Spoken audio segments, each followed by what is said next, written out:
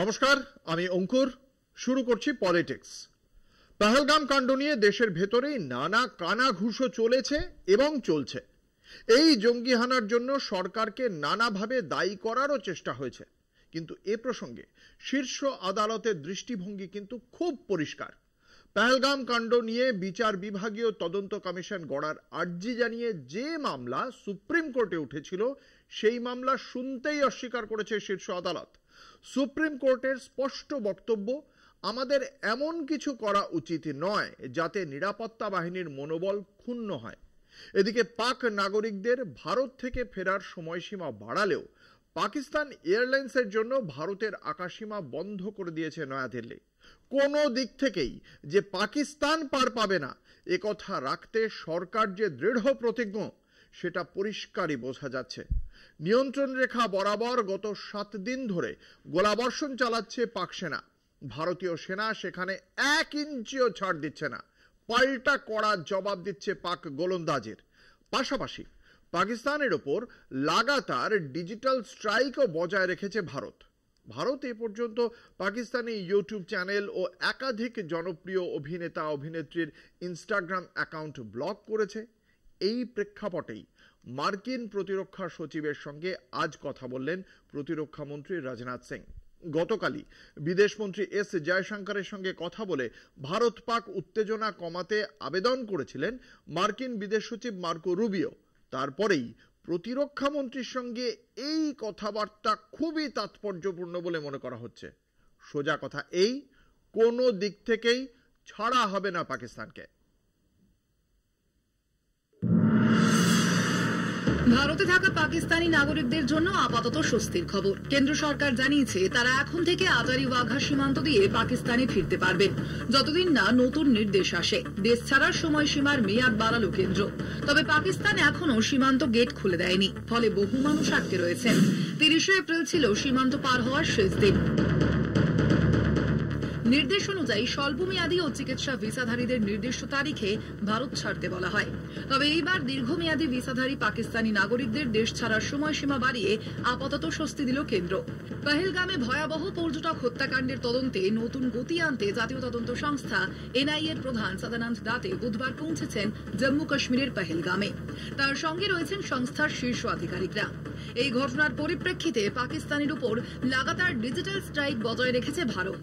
ভারত এ পর্যন্ত Pakistani YouTube channel ও একাধিক জনপ্রিয় অভিনেতা অভিনেত্রীর ইনস্টাগ্রাম অ্যাকাউন্ট ব্লক করেছে।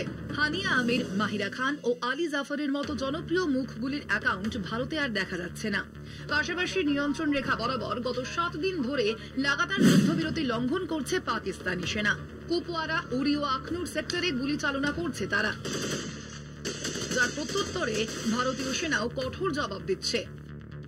আরো বড় সিদ্ধান্ত হিসেবে ভারত 23 মে পর্যন্ত পাকিস্তানি এয়ারলাইনের জন্য তার আকাশসীমা বন্ধ করে দিয়েছে।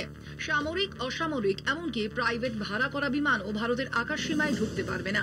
এই পদক্ষেপের ফলে পাকিস্তানি বিমান সংস্থাগুলি বিশাল আর্থিক ক্ষতির মুখে পড়বে। এদিকে বৃহস্পতিবার অমৃতসরের ভরপাল গ্রামে বড়সড় সন্ত্রাসী ষড়যন্ত্র ভেস্তে দিয়েছে বিএসএফ এবং পাঞ্জাব পুলিশের যৌথ বাহিনী। উদ্ধার হয়েছে 2টি গ্রেনেড, 3টি পিস্তল, 6টি ম্যাগাজিন এবং 50টি গুলি। সুপ্রিম কোর্টে পহেলগাম কাণ্ড নিয়ে বিচার বিভাগীয় তদন্ত কমিশন গড়ার আর্জি জানিয়ে মামলা হয়েছিল। সেই মামলা শুনতে অস্বীকার করেছে সুপ্রিম কোর্ট। শীর্ষ আদালত জানায়, আমাদের এমন কিছু করা উচিত নয় যাতে নিরাপত্তা বাহিনীর মনোবল ক্ষুণ্ণ হয়। আদালতের মতে সন্ত্রাসের বিরুদ্ধে লড়াইয়ে প্রতিটি নাগরিককে ঐক্যবদ্ধ হতে হবে। আবেদনকারীকে সমালোচনা করে আদালতের মন্তব্য, ভেবেচিন্তে এমন সংবেদনশীল বিষয়ে মামলা করা উচিত। কলকাতা টিভি। নিয়ন্ত্রণ রেখায় কামান দাগা চলছে একটানা। পাকিস্তানের প্রত্যেকটি গোলার কড়া জবাব দিচ্ছে ভারত। কিন্তু এই পরিস্থিতি কি অনিশ্চিত করে তুলছে পাক সেনাবাহিনীর হাতে বন্দী ভারতীয় জওয়ান পূর্ণাম কুমার সাউয়ের ভবিষ্যৎ? কাশ্মীরের সাধারণ মানুষকে সাহায্য করতে গিয়ে পাক সেনার হাতে বন্দী হয়েছেন পূর্ণাম কুমার। কেটে গেছে বেশ কিছুদিন। পূর্ণাম কুমারের স্ত্রী রিশরার বাড়ি ছেড়ে পাড়ি দিয়েছেন স্বামীর খোঁজে। কিন্তু পূর্ণাম কুমার সাউয়ের ভারতে ফেরা আপাতত অনিশ্চয়তায়। ফ্ল্যাগ মিটিং বন্ধ করে দিয়েছে পাকিস্তান। সাম্প্রতিক উত্তেজনাকে এজন্য দায়ী করছেন নিরাপত্তা বিশেষজ্ঞরা। পাকিস্তান আলোচনা এড়িয়ে যাওয়ায় পূর্ণামের মুক্তি পাওয়া বেশ কঠিন বলেই মনে করছে বিএসএফ।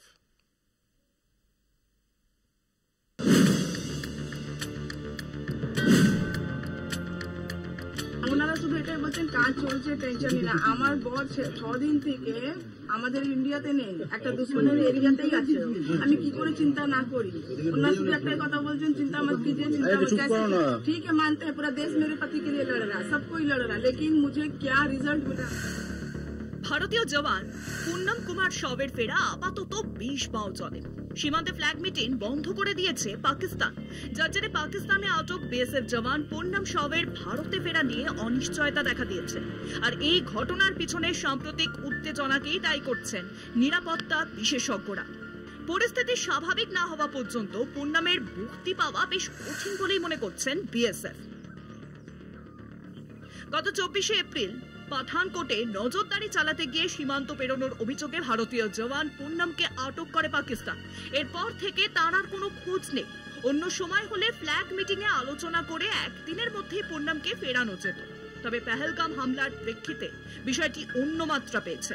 পুন্নমকে দেশে ফেরাতে গত কয়েকদিনে একাধিকবার ফ্ল্যাগ মিটিং এ বসেছিল ভারত পাকিস্তান। তারপর থেকেই ফ্ল্যাগ মিটিং কার্যত এড়িয়ে যাচ্ছে ইসলামাবাদ। বর্তমানে ফ্ল্যাগ মিটিং বন্ধ হওয়ায় ব্যাক চ্যানেলেও পুন্নমকে ফেরানোর চেষ্টা হয়েছিল, তবে সে চেষ্টাও ব্যর্থ হয়। সূত্রের খবর, পুন্নমকে আটক করা নিয়ে পাকিস্তানি রেঞ্জার্সের কাছে ফর্মাল প্রোটেস্ট করেছে বিএসএফ, আর এই নিয়েই সেক্টর কমান্ডারকে প্রোটেস্ট নোট পাঠানো হয়েছে। বিএসএফ এর এক আধিকারিক তিনি জানিয়েছেন, এত কিছুর পরেও পুন্নম কোথায় রয়েছেন বা তাকে কবে ছাড়া হবে তা নিয়ে মুখে কুলুপ পাকিস্তানের। সোমবার পাঠানকোটে যান পুন্নমের স্ত্রী রজনী শাহ ও তার নাবালক পুত্র। কোনো খবর পাচ্ছি না, আমি কোনো খবর পাচ্ছি না। আমি যদি এইটুকু কথা জানতে পারতাম যে হ্যাঁ উনি ঠিক আছেন, তাহলে আমার আপনার মনে হয় আমি এই কন্ডিশনে যেতাম? লাহোর অমৃতসর সেক্টরের কোন রেঞ্জার্স ঘাঁটিতে পুন্নমকে রাখা হয়েছে বলে সূত্র মারফত খবর। তবে আশঙ্কা, যুদ্ধের আবহে পুন্নমকে ভারতের চর হিসেবে প্রতিপন্ন করে গ্রেফতার করা হলে মুক্তি পাওয়া সময় সাপেক্ষ হতে পারে। কলকাতা টিভি।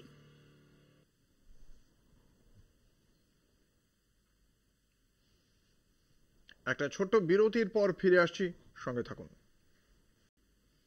জাত শুমারি, সোজা ভাষায় জাতি গণনা। কি হবে এর ফলে? ভারতের মতো দেশে যেখানে সামাজিক অর্থনৈতিকভাবে পিছিয়ে পড়া একাধিক জাতি রয়েছে, তাদেরকে সমাজের মূল স্রোতে উন্নতির পরিকাঠামোয় তুলে আনা সম্ভব হবে। গত লোকসভা নির্বাচনে এই জাতি গণনাই ছিল রাহুল গান্ধী বনাম নরেন্দ্র মোদীর তরজার অন্যতম বিষয়। অষ্টাদশ লোকসভায় ফের মসনাদে বসলেও মনে রাখতে হবে, মোদী কিন্তু একক গরিষ্ঠতা হারিয়েছেন। জাত গণনার দাবি তুলে বিজেপির পিছড়ে বর্গ ও দলিত ভোটে বিরোধীরা যে থাবা বসাতে সফল হয়েছেন তা কিন্তু ভোটের ফলেই মালুম পেয়েছে গেরুয়া শিবির। তাঁর সরকারের তৃতীয় দফার বর্ষপূর্তির প্রাক্কালে মোদী আচমকাই জনগণনার সঙ্গে জাত শুমারির ঘোষণা করলেও বিতর্কে ইতি পড়ল না। বিজেপি দাবি করছে জাতি গণনার সাফল্য তাদের। পাল্টা কংগ্রেসের দাবি, যে দাবি কোনোভাবেই মিথ্যে নয়, তা হলো রাহুল গান্ধী বহুদিন আগে থেকেই এই জাতি গণনার গুরুত্ব নিয়ে কথা বলে চলেছেন। এখন প্রশ্ন হলো, বিজেপির সিংহাসন কি টলমল? তাই কি জাতি গণনার ঘোষণা করে পিছড়ে বর্গ ও দলিতের ভোট নিজের ঝুলিতে টানার চেষ্টা করছে বিজেপি, নাকি শেষ পর্যন্ত বিজেপির জন্য বুমেরাং হয়েই দেখা দেবে? অর্থাৎ সরকারি সিদ্ধান্তের ফায়দা তুলবে শেষ পর্যন্ত কংগ্রেসই? সময় এর উত্তর দেবে।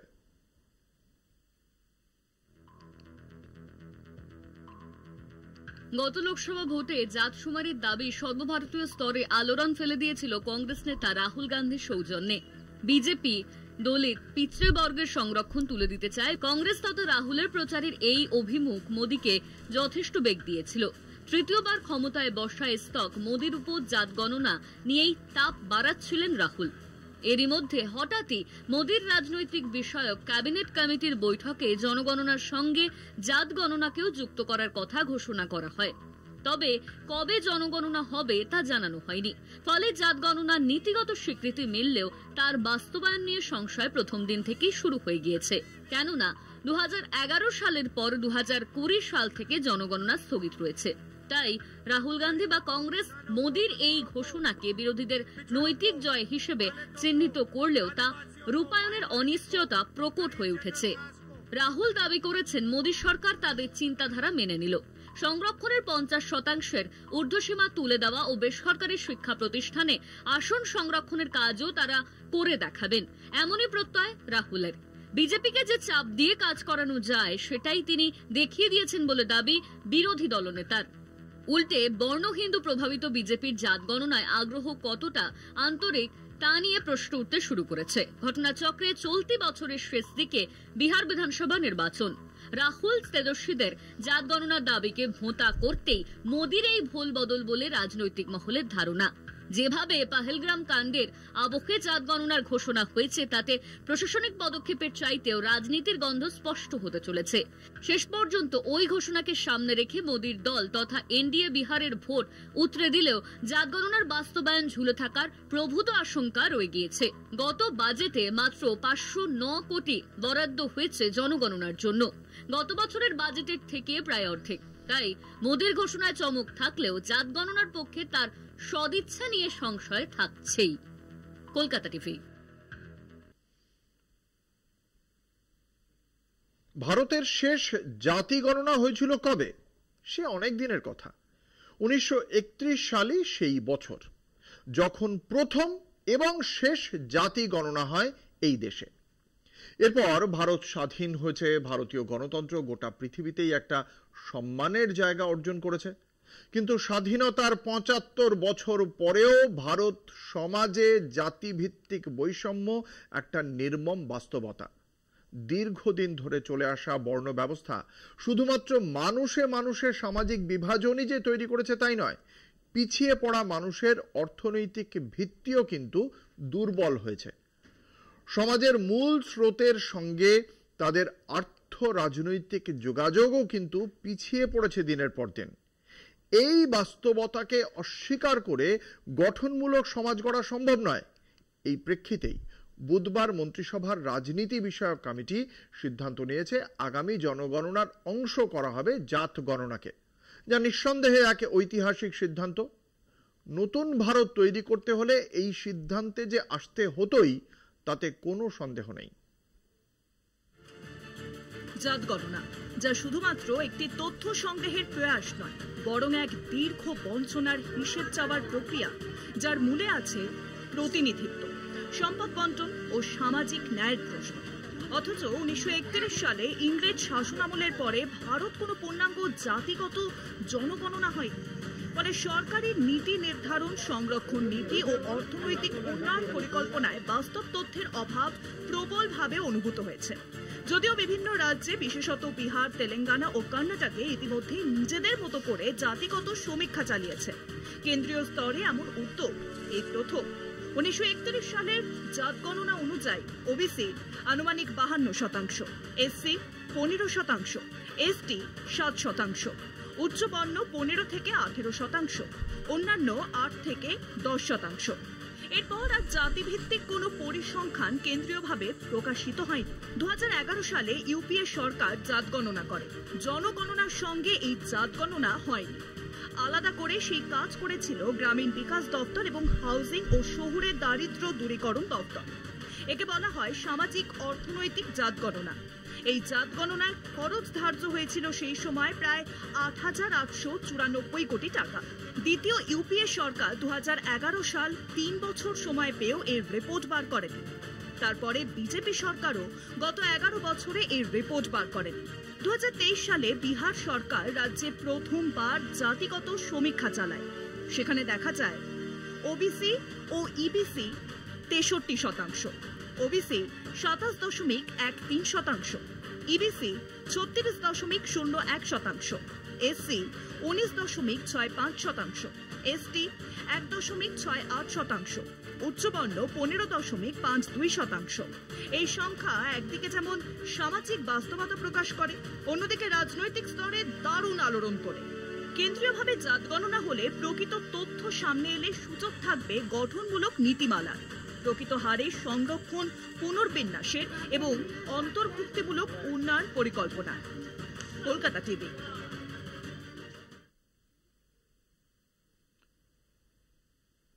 রাজ্য বিজেপির কোন্দল কি আর থামবে না? দিলীপ বনাম শুভেন্দু, শুভেন্দু বনাম সুকান্ত, সুকান্ত বনাম দিলীপ, এই গল্প কি চলতেই থাকবে? গতকাল দীঘায় জগন্নাথ মন্দির উদ্বোধনী অনুষ্ঠানে মুখ্যমন্ত্রী মমতা বন্দ্যোপাধ্যায়ের পাশে সস্ত্রীক দিলীপ ঘোষকে দেখা যাওয়ার পর রাজ্য বিজেপির ঘরোয়া কোন্দল আরো একবার খুলেআম সামনে চলে এলো। দিলীপ ঘোষের দীঘা সফরে অস্বস্তিতে রাজ্য বিজেপি। সুকান্ত মজুমদার স্পষ্ট জানিয়েছেন দল এ বিষয়কে সমর্থন করে না। দিলীপকে যেভাবে তৃণমূল কর্মীরা স্বাগত জানাচ্ছেন তাতে চিন্তা বাড়ছে রাজ্য বিজেপির। কারণ যদি দিলীপ ঘোষ দল ছেড়ে দেন তাহলে অনেক সমর্থকও তার সঙ্গে চলে যেতে পারেন। এর মধ্যে আছেন জেলা ও মণ্ডল স্তরের নেতারাও। তথাগত রায়, স্বপন দাশগুপ্ত সহ ছোট বড় নেতারাও সোশ্যাল মিডিয়ায় দিলীপের বিরুদ্ধে পোস্ট করছেন। উল্টো দিকে রাজ্য বিজেপির একাংশকেই কড়া আক্রমণ করেছেন দিলীপ ঘোষ। তবে বিজেপি এ নিয়ে এখনই কোনো সিদ্ধান্ত নিতে চাইছে না। তবে কি যত গর্জন তত বর্ষণ হবে না? রাজ্য বিজেপিতে তো তাই হয় বারবার।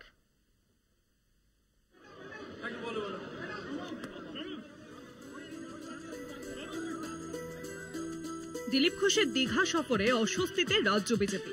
মুখ্যমন্ত্রীর আমন্ত্রণে দীঘায় গিয়েছেন দিলীপ, আর তা নিয়েই দলের মধ্যে শুরু হয়েছে জোর বিতর্ক। দলের রাজ্য সভাপতি সুকান্ত মজুমদার স্পষ্ট জানিয়েছেন দল এ বিষয়কে সমর্থন করে না।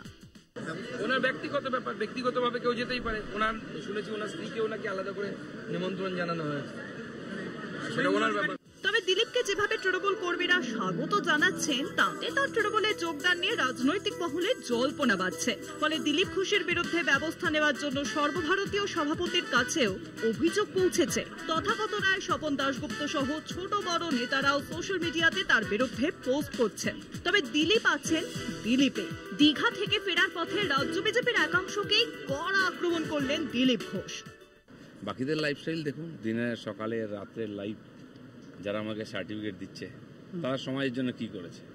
পায়খানা পেচ্ছাপ ছাড়া কোনো ত্যাগ করেনি জীবনে। তারা হয়ে গেল ত্যাগী। আর জীবনে আমি কোনোদিন বিড়ি সিগারেট খাইনি, মদ খাইনি, বারে যাইনি, ড্যান্স করতে যাইনি, ফুর্তি করতে যাইনি, বিয়ে বাড়িতেও যাইনি। আমি বিছানা পাল্টায় বলছি, জানেন না কতবার বিছানা পাল্টে এসছে। তারা আমার চরিত্রের দোষ ধরছে। বিভিন্ন সোশ্যাল মিডিয়া হ্যান্ডেলে পাল্টা জবাব দিচ্ছেন দিলীপ ঘনিষ্ঠরাও। তবে বিজেপি এখনই কোনো সিদ্ধান্ত নিতে চাইছে না। কারণ যদি দিলীপ ঘোষ দল ছেড়ে দেন তাহলে অনেক সমর্থক তার সঙ্গে চলে যেতে পারেন। এর মধ্যে আছেন জেলা ও মণ্ডল স্তরের নেতারাও। বিধানসভা ভোটের আগে দল এই ঝুঁকি নিতে চাইছে না। শোনা যাচ্ছে মুখ্যমন্ত্রী দিলীপ ঘোষের স্ত্রীকে কোনো পদও দিতে পারে। বাম আমলে আরএসপি নেতা ক্ষিতি গোস্বামীর স্ত্রীকে রাজ্য মহিলা কমিশনের চেয়ারম্যান করেছিলেন মুখ্যমন্ত্রী মমতা বন্দ্যোপাধ্যায়। তখন আরএসপিও ক্ষিতি গোস্বামীর বিরুদ্ধে কোনো পদক্ষেপ করেনি। বিজেপি কি তবে সেই পথেই হাঁটবে? কলকাতা টিভি।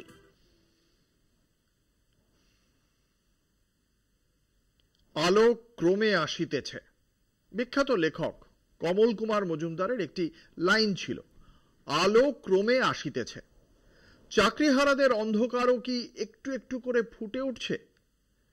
সুপ্রিম কোর্টের ঘোষণার পর সংশয়ের অন্ধকার নেমে এসেছে চাকরিহারাদের চারদিকে। এই সংশয়ের মধ্যেই কিন্তু বেতন মিলল চাকরিহারা শিক্ষক শিক্ষিকাদের। বুধবারই অধিকাংশ শিক্ষকের অ্যাকাউন্টে বেতন ঢুকেছে। বেশ কিছু অ্যাকাউন্টে প্রযুক্তিগত সমস্যা থাকায় বেতন এখনো ঢোকেনি। শীঘ্রই সেই বেতন মিলবে বলে জানিয়েছে এসএসসি। মুখ্যমন্ত্রী বলেছিলেন সরকার চাকরিহারাদের পাশে সব রকম ভাবে রয়েছে, সে কথা তিনি রাখছেন। কিন্তু নিশ্চিন্ত হতে পারছেন না চাকরিহারারা।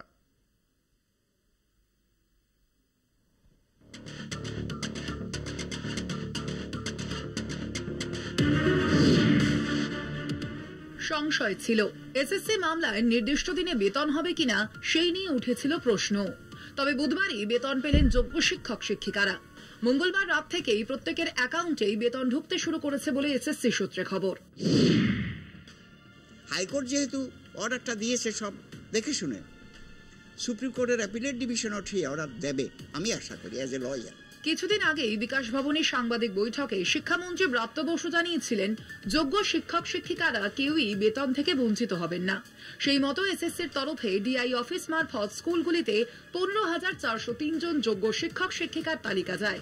এরপরেই বেতন পেতে শুরু করেছেন চাকরিহারা শিক্ষক শিক্ষিকারা। রাজ্যের স্কুলগুলির পরিস্থিতির কথা মাথায় রেখে 31শে ডিসেম্বর পর্যন্ত শিক্ষক শিক্ষিকাদের কার্যকালের মেয়াদ বাড়িয়েছে সুপ্রিম কোর্ট। তাই কাজের দায়িত্ব যাতে তারা ফিরে পান, সেই কারণে চলতি মাসের দ্বিতীয় সপ্তাহে শীর্ষ আদালতে রিভিউ পিটিশন দাখিল করতে চলেছেন যোগ্য শিক্ষক শিক্ষিকারা।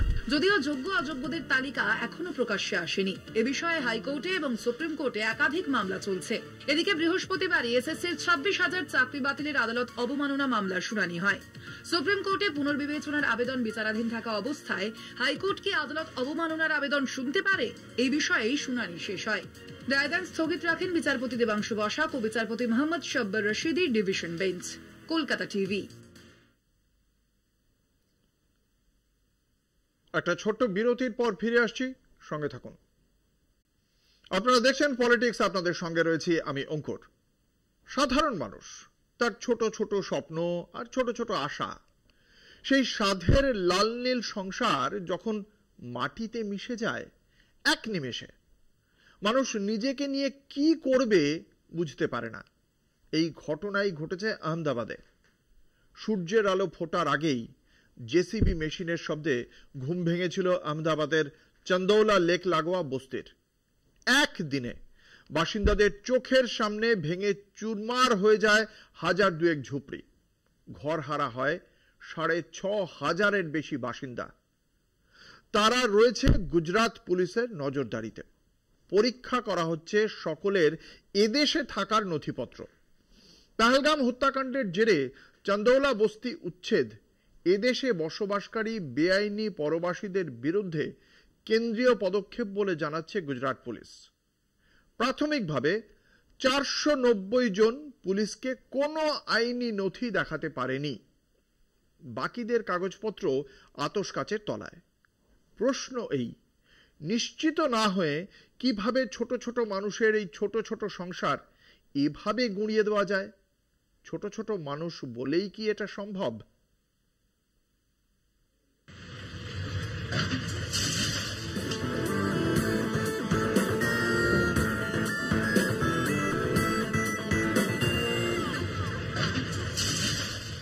পহেলগাম হত্যাকাণ্ডের জেরে এদেশে বসবাসকারী পাক নাগরিকদের ভারত ছাড়তে নির্দেশ দিয়েছিল কেন্দ্র। এবার সেই সূত্রে গুজরাটে সাম্প্রতিককালের সবচেয়ে বড় উচ্ছেদ কাজ সারল আহমেদাবাদ পুরসভা। স্থানীয় চান্দোলা লেক লাগোয়া প্রায় 25 একর এলাকা জুড়ে গড়ে ওঠা বস্তির 2000 ঝুপড়ি মাটির সঙ্গে মিশিয়ে দিল 50টি জেসিবি মেশিন। একদিনেই ঘর হারা প্রায় 6,000 মানুষ। বস্তির সিংহভাগই বাংলাদেশ থেকে আগত দিন আনি দিন খাই মানুষ। ঘটনার সূত্রপাত সুরাট পুলিশের একটি অ্যাডভাইজারি।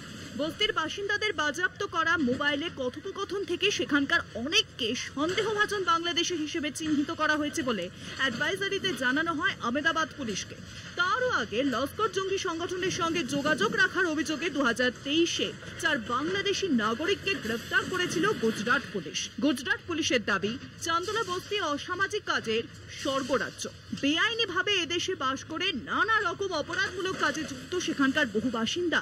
তদন্তে পুলিশ জেনেছে দুর্বৃত্ত পান্ডা লালু পাঠানের মদতে বাড়ি ভাড়ার নকল রসিদ পেশ করে আধার কার্ড বার করে বস্তির বাংলাদেশিরা। প্রাথমিকভাবে 490 জন পুলিশকে কোনো আইনি নথি দেখাতেই পারেনি। বাকিদের কাগজপত্র আতশ কাচের তলায়। কলকাতা টিভি।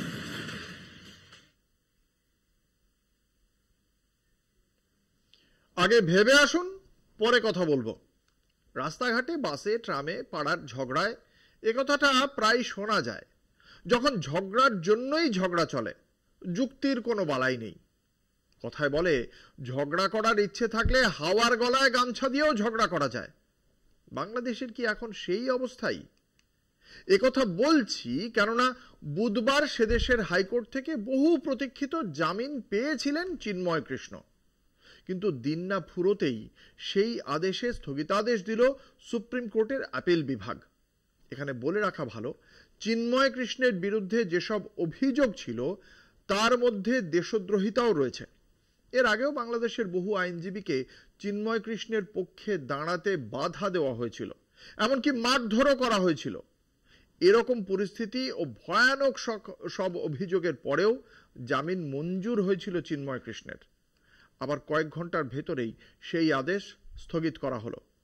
ফল, দীর্ঘ প্রায় 6 মাসে জেলবন্দি থাকার পর মুক্তির আশায় বুক বাঁধা সন্ন্যাসী চিন্ময় কৃষ্ণ দাস রয়ে গেলেন কারাগারে। শুনানি রবিবার। কি চলছে বাংলাদেশে? কারা সিদ্ধান্ত নিচ্ছে? চিন্ময় কৃষ্ণ দাস, যিনি বাংলাদেশের সম্মিলিত সনাতনী জাগরণেও পরিচিত মুখ, তার বিরুদ্ধে অভিযোগ উঠেছিল গত বছর 25শে নভেম্বর চট্টগ্রামের এক মিছিলে বাংলাদেশের জাতীয় পতাকার অবমাননার। আর সেই মামলায় তাকে ঢাকায় গ্রেফতার করে পুলিশ। এরপর থেকেই শুরু হয় এক দীর্ঘ আইনি লড়াই। বারবার জামিন চাওয়া হলেও কখনো চট্টগ্রাম আদালত তো কখনো হাইকোর্ট তা খারিজ করে দেয়। এমনকি চিন্ময় প্রভুর পক্ষে দাঁড়ানো আইনজীবীরাও নানানভাবে নিগৃহীত হয়েছেন বলে অভিযোগ। অবশেষে 30শে এপ্রিল দুপুরে হাইকোর্ট তার জামিন মঞ্জুর করে। তবে স্বস্তি দীর্ঘস্থায়ী হয়নি। জামিন ঘোষণার কয়েক ঘন্টার মধ্যেই স্টেট কাউন্সিলের আবেদনের ভিত্তিতে বিচারপতি রেজাউল হক সুপ্রিম কোর্টের আপিল বিভাগ থেকে দেন স্থগিতাদেশ। জানা গিয়েছে এই স্থগিতাদেশ বলবৎ থাকবে পরবর্তী শুনানি এবং পূর্ণাঙ্গ বিবরণ সামনে না আসা পর্যন্ত। তবে এ বিষয়ে হাল ছাড়ছেন না তার আইনজীবীরা। হাইকোর্ট যেহেতু অর্ডারটা দিয়েছে সব দেখে শুনে, সুপ্রিম কোর্টের অ্যাপিলেট ডিভিশনও ঠিক অর্ডার দেবে আমি আশা করি অ্যাজ এ লয়ার।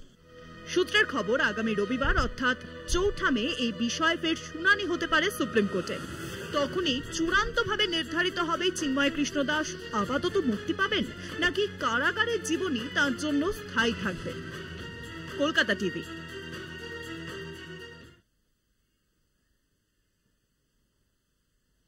সন্তানদের খাবার দিতে দিন কেটে যায়, রাত নামে, লড়াই করা দু চোখে তার নেমে আসুক 1 মে।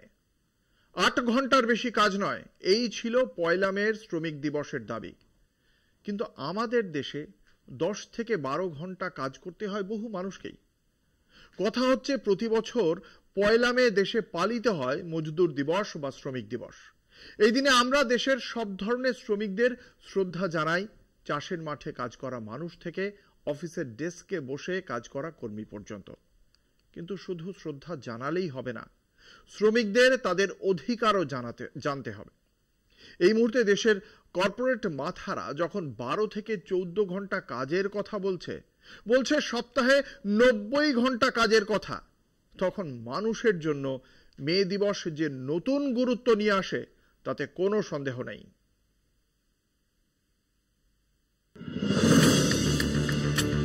প্রতি বছর 1 মে দেশে পালিত হয় মজদুর দিবস বা শ্রমিক দিবস। এই দিনে আমরা দেশের সব ধরনের শ্রমিকদের শ্রদ্ধা জানাই, চাষের মাঠে কাজ করা মানুষ থেকে অফিসের ডেস্কে বসে কাজ করা কর্মী পর্যন্ত। কিন্তু শুধু শ্রদ্ধা জানালেই হবে না, শ্রমিকদের তাদের অধিকারও জানতে হবে। সবার প্রথমে আসে ন্যূনতম বেতন পাওয়ার অধিকার। কোনো শ্রমিককে কমপক্ষে কত টাকা বেতন দেওয়া উচিত সেটি সরকার ঠিক করে। এটা নির্ভর করে কাজের ধরন ও জায়গার উপর। ন্যূনতম বেতনের থেকে কম বেতন দেওয়া সংবিধানের বিপক্ষে। বেতন মাসে একবার, সপ্তাহে একবার বা প্রতিদিন যেভাবে চুক্তি হয়েছে সেভাবেই সময় মতো দিতে হবে। দেরি করলে তা আইন ভঙ্গের শামিল। আর অতিরিক্ত সময়ে কাজ করলে তার জন্য আলাদা টাকা, সাধারণ হারের দ্বিগুণ হারে দিতে হবে। যেসব জায়গায় 20 জনের বেশি কর্মী আছে সেখানে প্রভিডেন্ট ফান্ডের সুবিধা থাকা বাধ্যতামূলক। কর্মী ও মালিক দুজনেই প্রভিডেন্ট ফান্ডের টাকা জমা দেন। পিএফ কর্মীদের ভবিষ্যতের জন্য সঞ্চয়। একটানা 5 বছর বা তার বেশি সময় ধরে কোনো কোম্পানিতে কাজ করলে চাকরি ছাড়ার সময় আপনি এককালীন কিছু টাকা পাবেন। এটাকে বলে গ্র্যাচুইটি। গ্র্যাচুইটি পাওয়ার সাংবিধানিক অধিকার আছে কর্মীদের। যাদের বেতন মাসে 21,000 বা কম, তারা যদি এমন কোনো কোম্পানিতে কাজ করেন যেটি লাভের রাস্তা দেখছে, তাহলে তারা বছরে 8.33% থেকে 20% পর্যন্ত বোনাস পেতে পারেন। একই কাজ করলে পুরুষ ও মহিলা কর্মীদের সমান টাকা পাওয়ার অধিকার আছে। লিঙ্গের ভিত্তিতে কম বেতন দেওয়া আইনত অপরাধ। গর্ভবতী কর্মীরা 26 সপ্তাহের ছুটি পান এবং এই ছুটির সময়ও বেতন পাওয়ার অধিকার থাকে। অনেক কোম্পানি প্যাটার্নাল লিভ অর্থাৎ সদ্য যারা বাবা হয়েছেন তাদের জন্য ছুটি দেয়। যাদের মাসিক বেতন 21,000 বা কম, তারা ইএসআই সুবিধে পেতে পারেন, যার মধ্যে রয়েছে চিকিৎসা, অসুস্থতা, দুর্ঘটনা ও প্রসবকালীন ছুটি। যদি কোনো কর্মী কাজ করার সময় আহত হন বা মারা যান, তাহলে তার পরিবার ক্ষতিপূরণ পাওয়ার অধিকার রাখে। সব কর্মী চাকরি শুরুর সময় একটি নিয়োগপত্র ও প্রতি মাসে একটি বেতন স্লিপ পাওয়ার অধিকার রাখেন, যা আয় ও চাকরির প্রমাণ হিসেবে কাজ করে। নিজের অধিকার জানা মানে নিজের সম্মান ও সুরক্ষাকে রক্ষা করা। ভারতের সব শ্রমজীবী মানুষের নিজেদের সাংবিধানিক অধিকার জানা অবশ্যই প্রয়োজনীয়। কলকাতা টিভি।